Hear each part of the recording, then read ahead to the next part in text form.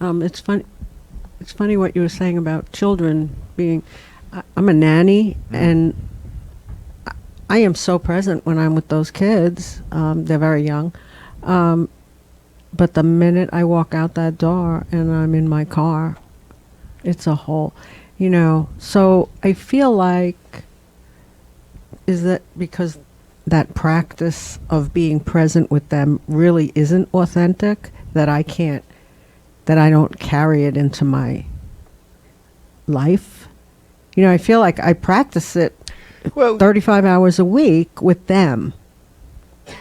This is back to where we started, and then we're going to get to our meditation, okay?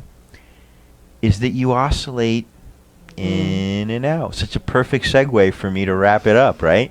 Right. Is that this is exactly what we're pointing to, is that, yeah, there are times that I'm really present.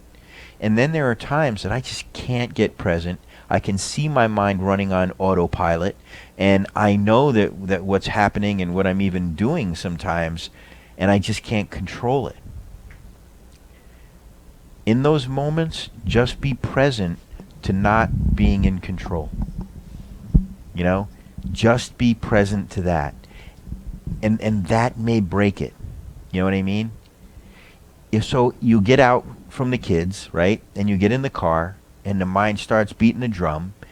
Just be present to that. Just say, okay, I'm just aware that my mind is going bonkers right now, and then I'm back up in my head thinking incessantly. Just be aware of that, and see if you can stop it for a moment. See if you can just say, okay, I'm just going to focus on a breath right now. Take one breath, focus on the in-breath, then focus on the out-breath. And just see if you can do that. See if you can just slow down the momentum of that conditioned, habitual, mental, psychological formation. We are trained monkeys, folks. We have been conditioned and wired to be certain ways. It doesn't change overnight. It starts with being consciously aware of it. Okay? And then practicing the opposite of that. And little by little, be mindful. This is a gradual process. It happens slowly over time. Okay? So be patient with it, but just know this is what I need to do every day. Meditate every day. Meditate every day. And little by little, it'll seem like nothing's happening, and then you'll look back and you'll go, "Oh my God!" Any of our senior students want to remark on that?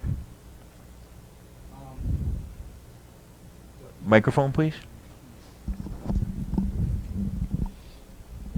I guess Tom told me, I've been with Tom now like 8 years or so, long time, and somewhere into it, not at the very beginning, start lose interest. He told me start losing interest. Have very little interest in those thoughts. And I said, that's totally crazy. And now I've gotten very good at it. And even when I have moments of fear, which I feel is a completely useless emotion, gets nothing done, I cannot sustain my concern past a certain point.